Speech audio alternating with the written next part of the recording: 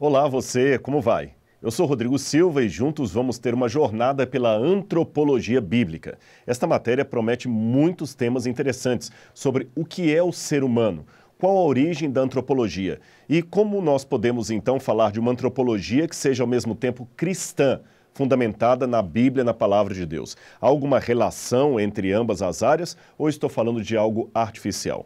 E não esqueça, para que essa aula fique bem interativa, é muito importante que nós tenhamos o seu comentário, a sua pergunta. Então entre ali no local correto, coloque a sua pergunta, o seu comentário, se você está gostando da matéria, alguma coisa que não ficou clara, você terá a sua explicação, o seu esclarecimento e eu espero que você goste dessa aventura acadêmica que vamos ter.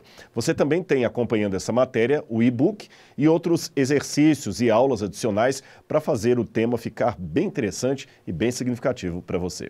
Então, começando a nossa aula número 1 aqui sobre antropologia cristã, nós vamos, nesse momento, falar sobre os conceitos. O que é antropologia?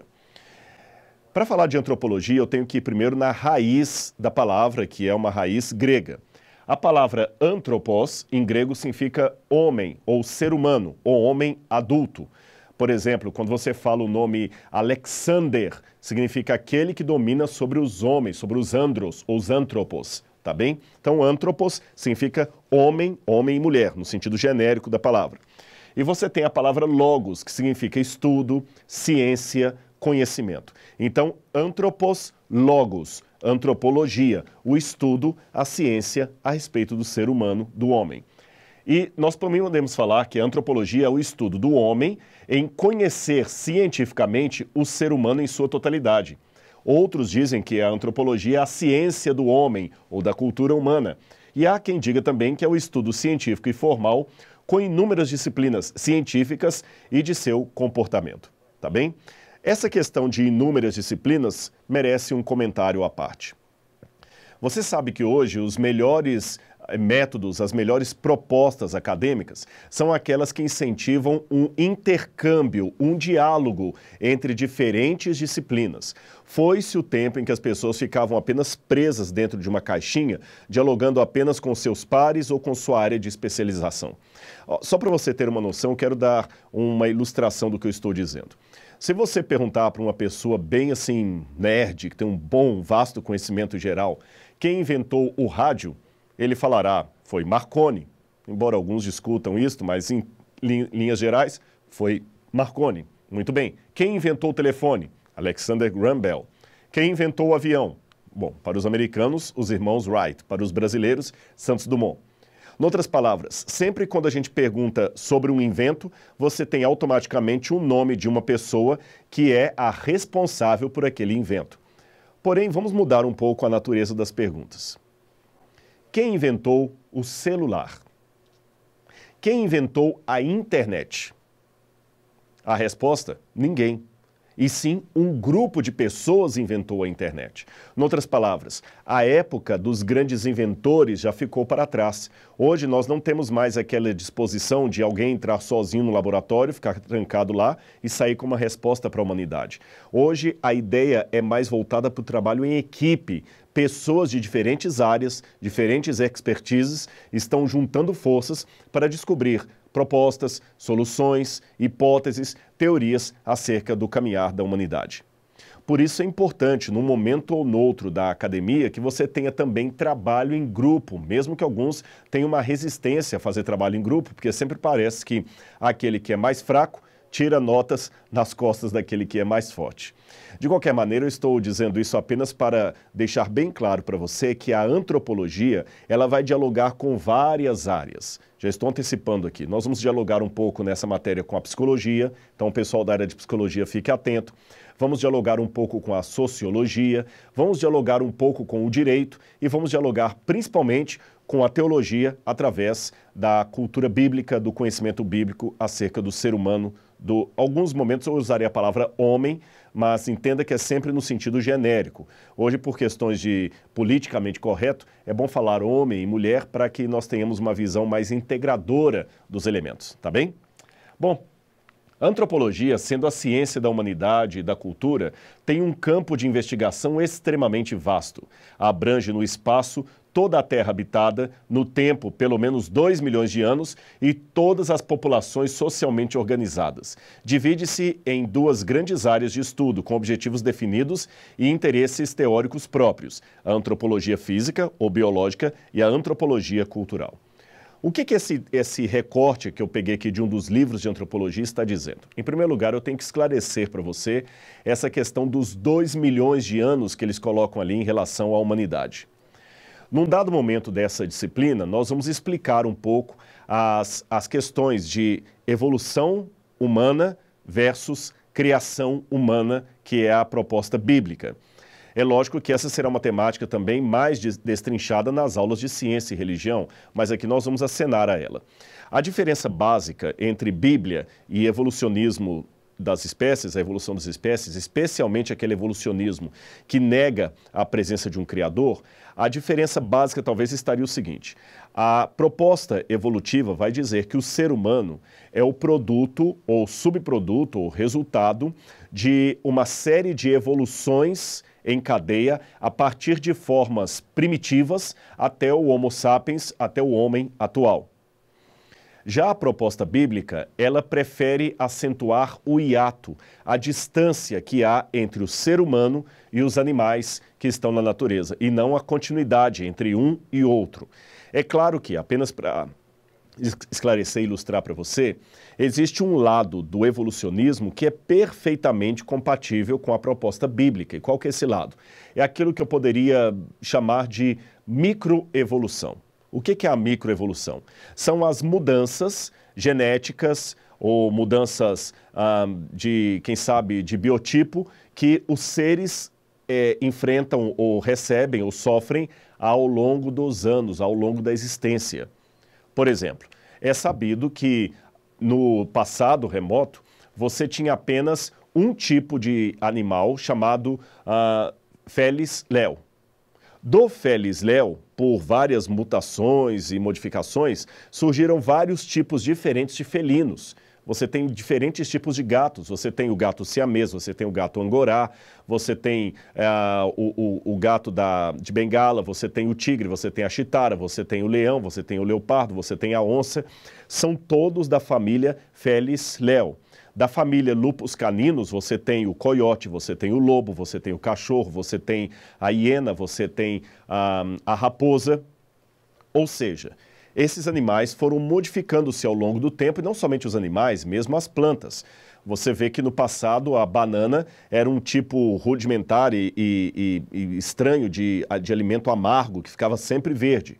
Mas através de enxertos, de plantações de banana em outros solos, em outros terrenos, a banana sofreu modificações e hoje, só no Brasil, nós temos banana prata, banana nanica, banana caturra, banana da terra, ou seja, tem uma infinidade de bananas, uma infinidade de maçãs, uma infinidade de mangas. Ou seja, essas variações das frutas, dos animais e também das plantas é o que eu chamaria de microevolução. Os seres vão se transformando, mas continuam sendo aqueles seres. Eles não mudam. O que a proposta bíblica não aceita é a ideia de que um réptil virou uma ave. Percebeu? É isto que é questionado. Que o réptil virou uma ave, e não que uma bactéria possa se transmutar e ficar geneticamente modificada. Mas ela continua sendo bactéria. A bactéria não vai virar um mamífero. A bactéria continua sendo bactéria. Essa é a diferença. A segunda coisa que nós devemos deixar claro é que na proposta bíblica é impossível você falar de existência, inclusive de humanidade, sem falar de um Criador que é o responsável por tudo isso. E a questão dos 2 milhões de anos eu não esqueci. É que para que a evolução cega, sem funcionalidade, sem objetividade, sem um criador, para que essa evolução, fruto do acaso, aconteça, ela precisa ter um elemento, um ingrediente aí, que é o fator tempo. Então eles esticam o fator tempo e colocam, por exemplo, a evolução da humanidade em milhões de anos. Daqui eles dizem que pelo fato da antropologia estudar a evolução humana, então, se a humanidade está aqui há 2 milhões de anos nesse modelo, então a antropologia estuda o ser humano há pelo menos 2 milhões de anos. Bom, O primeiro problema aqui é que nós temos que entender que nós não temos um relógio, um cronômetro para voltar, muito menos uma máquina do tempo, para voltar no passado remoto e verificar que realmente a humanidade está aqui há 2 milhões de anos. O que nós temos são elementos deixados que a paleontologia descobre, ou a arqueologia, e aí fazer deduções, alucumbrações de como seriam as coisas no passado. São hipóteses que nós levantamos e não uma certeza absoluta. Esse é o primeiro ponto. Em outras palavras, aquele que acredita na Bíblia tem elementos que ele o faz, declarações que ele faz pela fé. E aquele que não acredita na Bíblia também tem declarações que faz pela fé. Eu vou dar algumas ilustrações para você de como a gente pode enxergar esta cronologia da Terra num período bem menor do que milhões de anos. Você sabe que na geologia existem 2 tipos de eventos que ocorrem no planeta Terra. Nós temos os eventos ordinários e eventos extraordinários. O que são eventos ordinários? São as coisas que vão acontecendo dia após dia, de maneira lenta, gradual, e você não consegue percebê-las, você não consegue testemunhá-las. Pode até ver o efeito delas, mas não o processo delas. Exemplo de efeito ordinário? Bem, a deteriorização de um prédio, por exemplo. Aqui, esse estúdio onde eu estou colocando essa aula para você é um prédio, é um edifício. Esse edifício está, ano após ano, caindo em deteriorização, ele está deteriorando. E se não houver nenhum serviço de manutenção, de colocar de novo a pintura, de retocar a pintura, de olhar as armações, daqui talvez a uns 400 anos, esse prédio vai cair. Imaginou? Porque você tem, por exemplo, a erosão. A erosão é uma coisa que vai acontecendo bem devagarzinho, você não percebe, mas está erodindo, erodindo, bem devagar. O mar está erodindo a rocha, é tudo muito lento. Então, num processo ordinário, eu só vejo o resultado. Eu chego lá na pedra e vejo que a pedra está bem lisinha, mas são anos e anos que o mar está alisando aquela pedra. Voltando ao exemplo do prédio aqui. Se esse prédio for deixado à sua própria sorte, sem nenhum sistema de manutenção, daqui talvez a uns 300 ou 400 anos, esse prédio vai colapsar, ele vai cair sozinho. Agora, imagine que alguém passe aqui na porta e vê o prédio caindo. Ele falará assim, poxa vida, o velho prédio caiu. Esse prédio deve ter uns 400 anos, porque só agora ele caiu. Este é um exemplo de um evento ordinário. Porém, a própria paleontologia e geologia admite a existência de eventos extraordinários. O que são eventos extraordinários? Bem, um tsunami é um evento extraordinário, a erupção vulcânica é um evento extraordinário, um terremoto é um evento extraordinário. E qual a diferença do evento extraordinário para o ordinário? É que o evento extraordinário, ele provoca, em pouco tempo, um resultado, uma cena, que no processo ordinário demoraria anos. Esse mesmo prédio que eu acabei de usar como referência, que demoraria 400 anos para cair, se deixado por si mesmo abandonado, num terremoto, ele cairá em 2 segundos. Um terremoto faz com que esse edifício caia em 2 segundos, porque é um evento extraordinário. Agora, um decaimento normal da construção demoraria 400 anos. A Bíblia fala que houve um grande dilúvio na Terra. E esse dilúvio foi antecedido pela entrada do pecado na humanidade, que causou um envelhecimento precoce na Terra. Então, a entrada do pecado mais o dilúvio dão para a Terra uma aparência de velhice que ela não tem. Além disso, segundo a Bíblia, Deus já criou a humanidade, os seres, a natureza de maneira adulta, completa. Segundo o relato do Gênesis, que ainda vamos estudar melhor nessa matéria, quando Deus criou Adão, Deus não criou Adão um bebê, Deus já criou Adão adulto e Eva também adulta.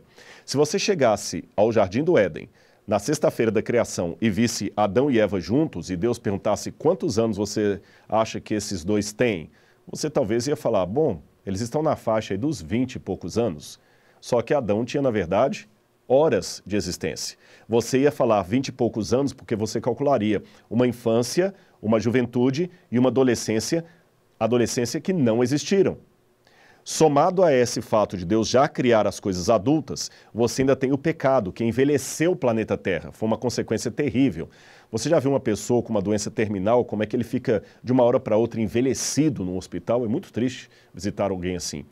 E o pecado foi uma doença, eu estou fazendo essa comparação, que envelheceu o mundo. Somado a isso, você teve uma catástrofe, um evento extraordinário de proporções globais, que foi o dilúvio, que causou na Terra uma aparência de velhice que ela não tem. Por essa razão, por desconsiderar a possibilidade de grandes catástrofes, de eventos extraordinários no passado, que antropólogos que não aceitam o relato bíblico acabam colocando milhares ou milhões de anos para uma história que, na verdade, pode ser bem mais curta do que isso. Mas vamos continuar a nossa aula. Eu quero falar desse desenho aqui com você. Você certamente já ouviu por aí. É o Homem Vitruviano de Leonardo da Vinci. Pode parecer apenas um desenho comum, mas saiba que este desenho aqui revolucionou, foi um divisor d'águas na história da humanidade. Eu vou explicar a você o porquê. Por que Da Vinci desenhou esse Homem Vitruviano, por que ele tem esse nome Homem Vitruviano. Na verdade, a explicação desse nome Homem Vitruviano vem desde a época de Roma. Aqui eu tenho, na época romana, um autor latino chamado Marcus Vitruvius Pollio.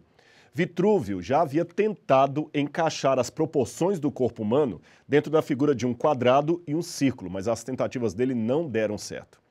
Na época de Leonardo da Vinci conseguiu. Ele encaixou o ser humano dentro de um círculo e de um quadrado perfeito, de maneira exata, fazendo até um cálculo de algoritmo de qual seria a proporcionalidade do gênero humano. Este desenho de Da Vinci, ele não vem solto num vácuo, não. Ele vem dentro de uma esfera, dentro de um ambiente de sobrevalorização, redescoberta e reinvenção do ser humano. Eu vou explicar isso melhor para você.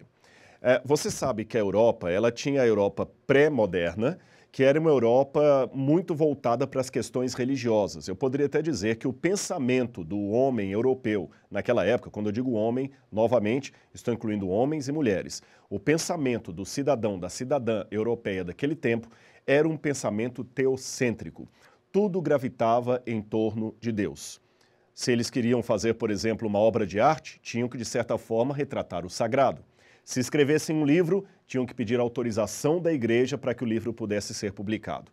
Qualquer ideia, qualquer parecer não poderia ser contra os dogmas da igreja, as verdades estabelecidas pelo cristianismo.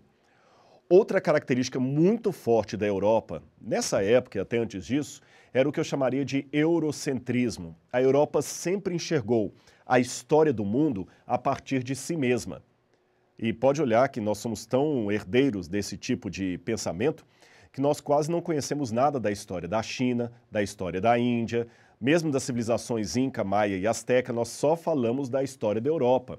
E até o modo como nós dividimos a história geral é baseado quase como se fosse uma história da Europa. Veja as divisões da história. Você tem, por exemplo, a Idade Média. O que acabou com a Idade Média? A conquista de Constantinopla.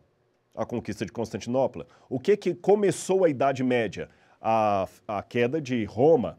Ou seja, todos os atributos que nós temos é sempre um olhar a partir da Europa para o resto do mundo. Se você olhar a rigor, a China não teve Idade Média. A China não teve nada disso. A China não teve nada que eu possa chamar de feudalismo. Mas nós ouvimos falar mais dessas coisas porque a nossa visão ainda está teimosamente eurocêntrica.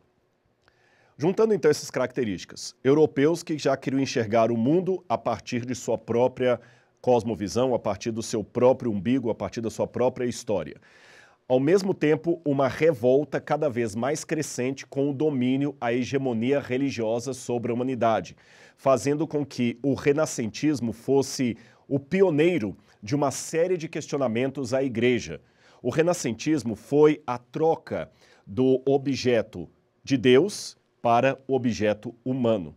Agora, a ideia era redescobrir o ser humano e não mais Deus. Quando Petrarca começa todo o renascentismo, e Leonardo da Vinci é fruto do renascentismo, você tem uma redescoberta do gênero humano, um humanismo. E o estudo dos clássicos, da cultura grega, que era sobrevalorizada na Europa, trouxe justamente isso, o homem ideal, o homem virtual, que é aquele imortalizado nas estátuas de mármore que eles já estavam encontrando naquela época. Então foi nesse ambiente que eles estavam procurando o homem ideal, o homem perfeito, o conceito de ser humano.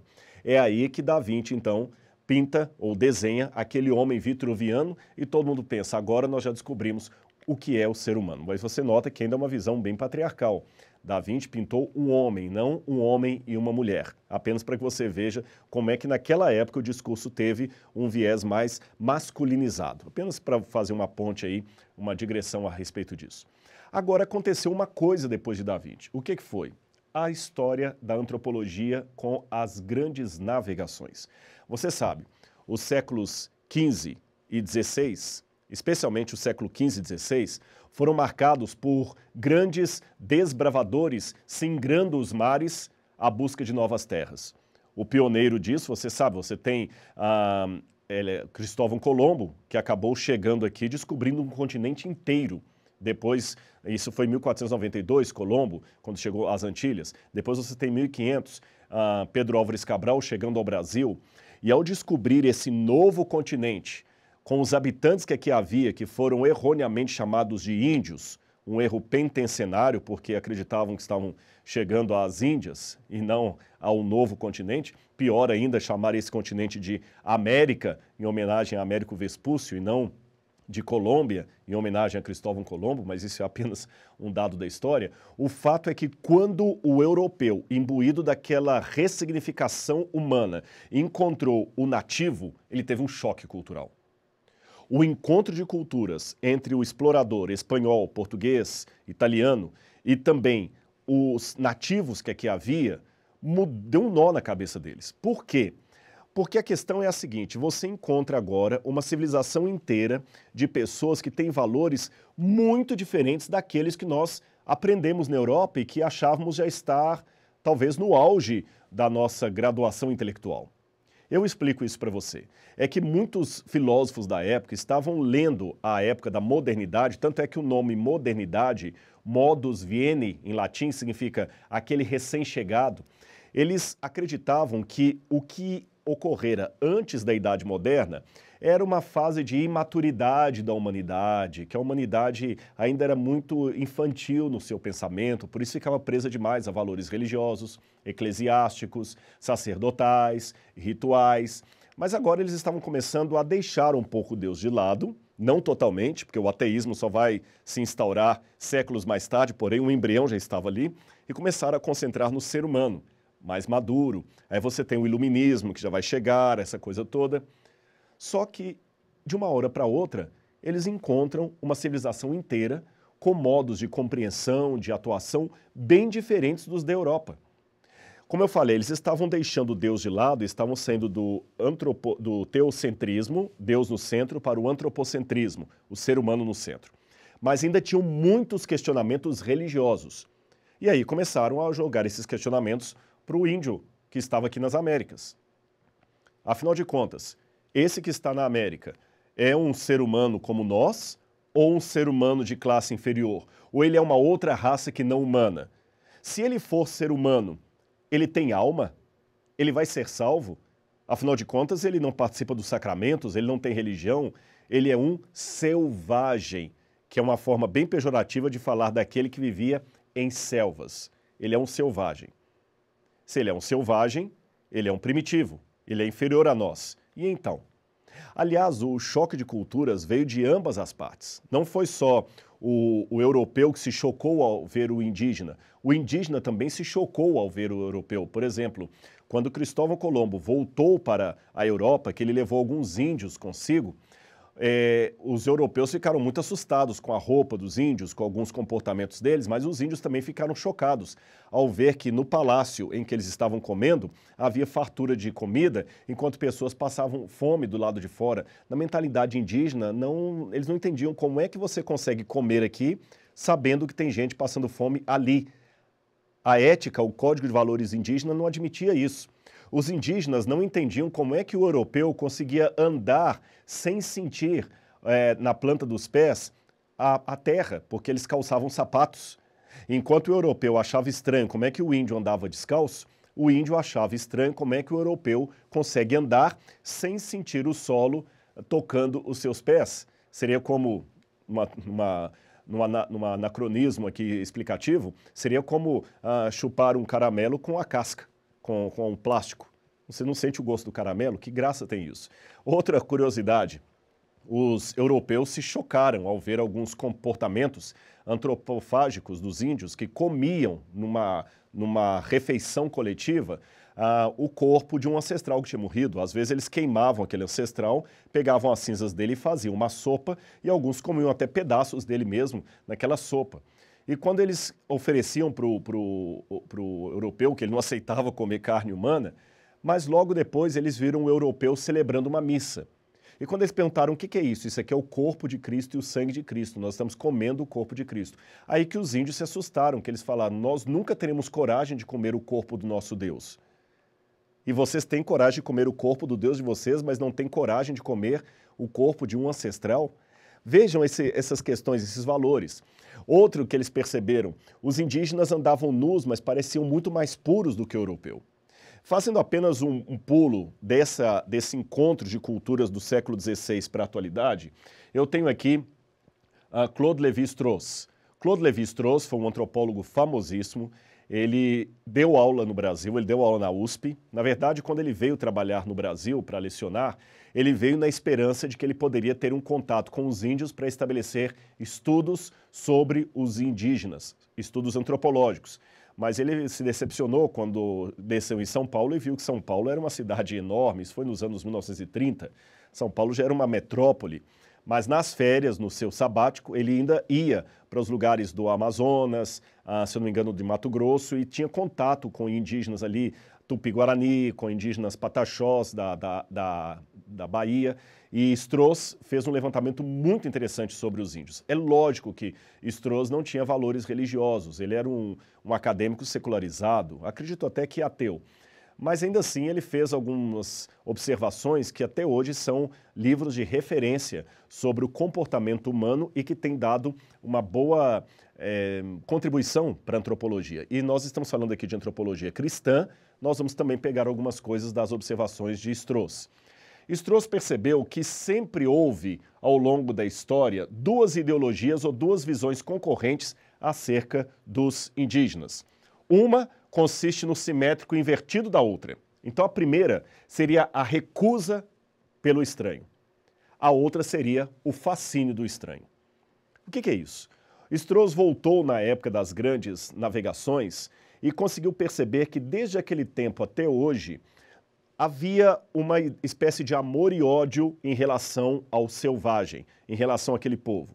Tanto é que eles eram, curiosamente, chamados naqueles idos de o bom selvagem ou o mal selvagem. Um grupo via os índios e, com bons olhos, entendia que os índios eram criaturas boas. Outros viam os mesmos índios com maus olhos e diziam não eram criaturas boas. Por exemplo, alguns observavam que, apesar das índias andarem nuas, mesmo na adolescência, você não tinha nas civilizações indígenas aqui das Américas nada que pudesse ser chamado de bordel, nada que pudesse ser chamado de prostituição. Não havia a ideia de um jovem estuprar uma moça. Não havia isso. Eles esperavam até a época da cerimônia de casamento para ter a sua relação sexual. Os jovens andavam nus uns com os outros e não havia necessidade de separá-los, como na Europa. Eles tinham que ter um colégio para meninas, outro para meninos, porque se ficassem juntos daria curto-circuito. Na Europa tinha bordéis, tinha homens servindo-se de prostitutas para ter sexo. Aqui não havia nada disso, mesmo com os índios andando todos nus, bem diferente do pudor da Europa, onde todo mundo andava vestido. Percebeu? Agora eu vou dar alguns exemplos para vocês das visões positivas ou negativas que Strauss percebeu com relação ao selvagem. Uns viam o indígena assim, era um monstro, um animal com figura humana, a meio caminho entre a animalidade e a humanidade. Outros, não. Os monstros éramos nós, europeus, sendo que eles, os índios, tinham lições de humanidade para nos dar. Um grupo, novamente, de visão pejorativa, dizia o seguinte, o índio é essencialmente um preguiçoso. O outro falava, não, ele é trabalhador e corajoso, porque ele sai todo dia para fazer a caça dele. Outros diziam, o índio levava uma vida infeliz e miserável. Outros pensavam, não, os índios viviam num estado de beatitude, adquirindo sem esforços os produtos maravilhosos da natureza. Agora, Strauss percebeu que as ideologias que estão por detrás desse duplo discurso permanecem até hoje. E eu acrescentaria, já vem desde longa data.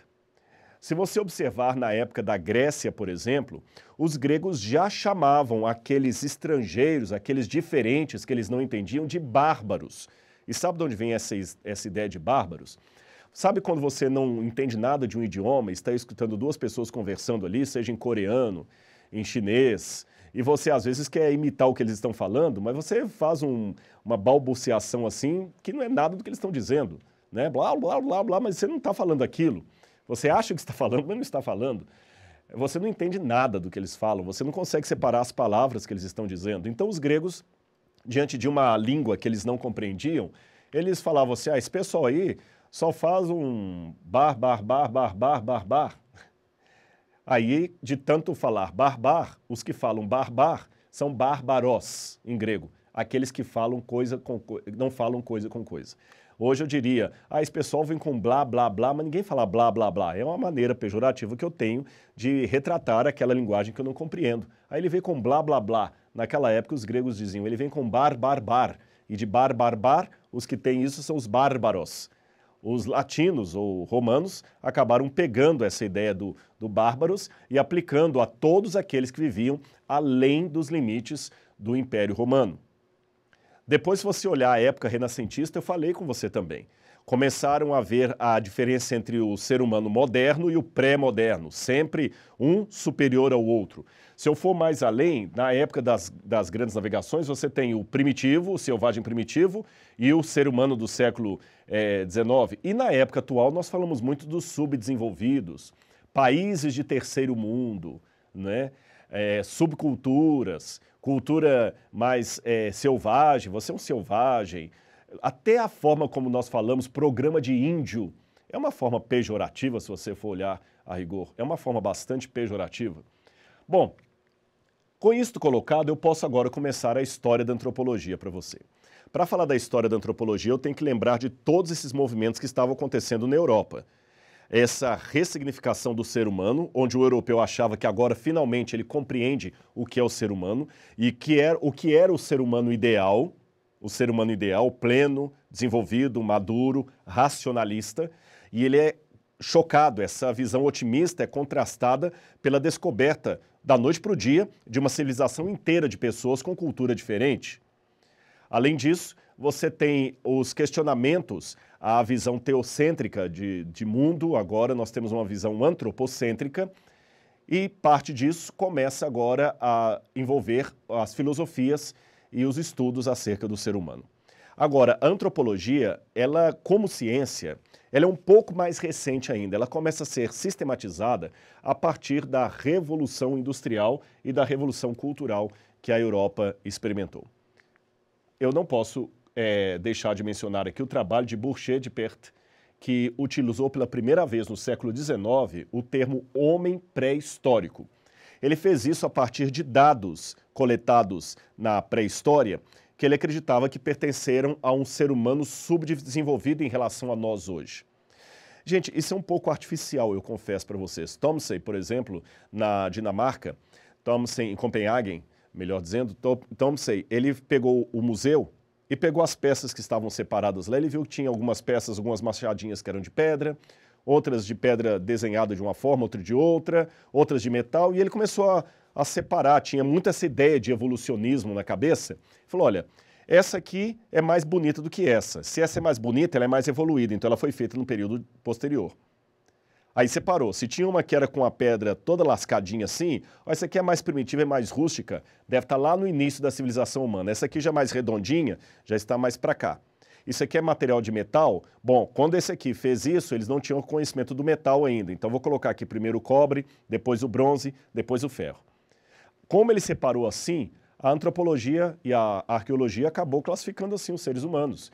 Eles falam, por exemplo, do período epipaleolítico. O que é isso? Epi, sobre, em grego. Paleos, antigo. Então, o mais antigo, o sobre-antigo. Líticos, vem de litos, que é pedra em grego. Então, isso aqui é do período epipaleolítico, quando o ser humano ainda estava começando a fazer instrumentos de pedra. Depois já tem a pedra um pouquinho mais trabalhada, aí é o período da pedra lascada, paleolítico. Depois você tem um período de transição, é o Mesolítico, meso no meio. Depois você tem quando a pedra está lisinha, arredondada, pedra polida, aí isso aqui é o Neolítico. Depois vem o período do cobre, calcolítico. Depois vem o período do bronze. 1200 a.C. tem o período do ferro. Depois tem o período persa, grego, romano, bizantino, etc. É assim que eles vão classificando os seres humanos, mas ignorando que muitas dessas culturas trabalham de forma paralela, coexistem. Ao mesmo tempo que uma tribo está usando um machadinho de pedra lisa, o outro pode estar usando um de pedra lascada, sem necessariamente estar um anterior ao outro ou ser um inferior ao outro. Ainda temos que refinar um pouco esse discurso, mas ele é usualmente trabalhado até os dias de hoje. Aí vem Charles Robert Darwin e escreve 2 livros. A Origem das Espécies, em 1859, e A Descendência do Homem, ou A Origem do Homem, em 1871. Deixe-me falar rapidamente sobre Darwin para você. Num outro momento aqui nós vamos trabalhar mais a questão da evolução em Darwin. Darwin, você sabe, era um jovem que ele tinha muitas questões emocionais para serem resolvidas. Isso aqui não é nenhuma forma de pejorá-lo, é apenas um dado mesmo da história. E em virtude disso, ele já tinha tentado fazer medicina, não deu certo. Tentou teologia, não deu certo. Ele entrou a bordo de um navio, do Beagle, e veio aqui para as Américas a fim de se redescobrir. E quando ele chegou, atravessou toda a península, toda a costa da América Latina, da América do Sul, passou pela Patagônia. Quando chegou em Galápagos, Darwin viu naquele conglomerado de ilhas, aquele arquipélago de Galápagos, vários animais que eram um pouco diferentes de uma ilha para outra, especialmente os tentilhões. Os tentilhões são um tipo de pássaro muito comum naquela região, mas Darwin percebia que numa ilha o tentilhão tinha um bico de um formato. Na outra ilha, o tentilhão tinha um bico com outro formato, mais alongado. Na outra, ele tinha um formato parecendo um alicate.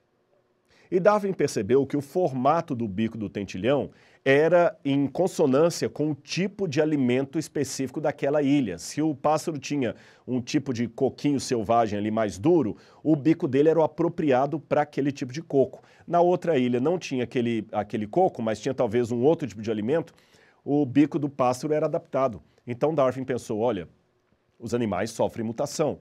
E eu repito o que já havia falado lá no início dessa aula. Nós não temos problemas com a microevolução. Os animais realmente se adaptam. A nossa dificuldade é acreditar que o réptil um dia virou pássaro. Agora que o réptil pode modificar e se tornar outro tipo de réptil, isso é claro. Foi o que Darwin percebeu. Ao voltar para a Inglaterra, Darwin continuou suas anotações e ele observou também mudanças genéticas nos pássaros, nos pombos-correio. Ele notou que os criadores de pombo faziam cruzamentos de raças de pombos a fim de ter uma raça melhorada.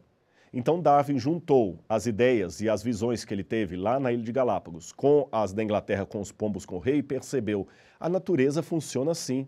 Espécies se cruzam, dando origem a espécies melhores, melhoramento das espécies. E quando uma espécie não consegue melhorar no seu filhote, no seu descendente, essa espécie acaba entrando em extinção. Agora, lá em Galápagos, eu vi uma modificação, uma evolução causada pela própria natureza. Os pássaros naturalmente foram se modificando. Essa é uma modificação, um evolucionismo natural. Aqui eu já vi uma evolução artificial, onde o ser humano acabou colocando os pássaros ali em conjunto para cruzarem e terem filhotes melhores. Aí Darwin escreveu e publicou em 1859 o livro A Origem das Espécies. Mas é digno de nota que nesse livro ele praticamente não fala nada acerca de uma suposta evolução do ser humano. Ele não coloca o ser humano ali no seu modelo. Ele fala apenas das plantas, dos animais. Porém, Charles Robert Darwin teve a oportunidade de visitar ali em Londres uma exposição de gorilas e outros macacos empalhados, e foi a primeira vez que essa exposição percorrer a Europa. Lembra que eu falei num dado momento da aula que a Europa era muito assim, eurocêntrica, ela via as coisas muito a partir dela mesma? Pois bem, Darwin, como sendo um europeu, ele nunca tinha visto um macaco, um chimpanzé, um orangotango, um gorila. E ele ficou tão empolgado com aquilo ali, viu tal semelhança entre os macacos e os seres humanos, que ele pensou, vem cá, somos tão parecidos? Se os pombos acabam tendo uma mistura genética para dar uma raça melhorada de pombos, não seria o ser humano o resultado de uma melhoria do cruzamento genético de dois ancestrais que talvez fossem inferiores a nós? Veja, eu tenho dois pombos e eu cruzo esses dois pombos para dar uma raça melhorada. Isso pode acontecer na natureza? Darwin nunca escreveu, é bom deixar isso bem registrado, que o ser humano é um descendente dos macacos. Ele nunca falou isso. Mas ele trabalhou nessa obra de 1851 com a ideia de que seres humanos e macacos tivessem, num passado remoto, um ancestral comum que deu origem aos dois. Essa ideia de Darwin acabou dominando toda a Europa e nós podemos dizer que, praticamente, a discussão evolucionista marcou a antropologia do século XIX e privilegiou o darwinismo social, que considera a sociedade europeia da época como o apogeu de um progresso evolutivo em que as sociedades aborígenes eram tidas como exemplares mais primitivos. Essa visão usava o conceito de civilização para classificar, julgar e, posteriormente, justificar o domínio de outros povos. Essa maneira de ver o mundo, ignorando as diferenças em relação aos povos tidos como inferiores, recebe o nome de etnocentrismo. A visão etnocêntrica do homem europeu é a que se atribui o valor de civilizado, fazendo crer que outros povos estavam situados fora da história humana. Etnocentrismo. Você nunca tinha ouvido falar dessa palavra?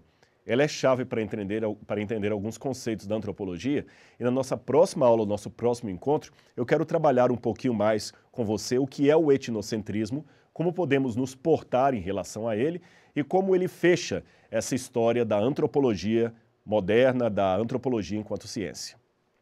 Por enquanto, nós vamos ficando por aqui, nossa aula está terminando, mas eu espero que você tenha gostado do conteúdo que nós aprendemos, nós acabamos de ver, e não esqueça sempre nas aulas é importante que você faça suas perguntas por escrito, deixe o seu comentário, o seu feedback e participe de todos os momentos interativos da aula, porque ela ajudará muito na sua ambientação acadêmica, tá bem? Para mim foi um prazer estar com vocês nessa primeira aula, mas temos outras nos aguardando. Então, não perca o nosso próximo encontro. Um abraço e até lá!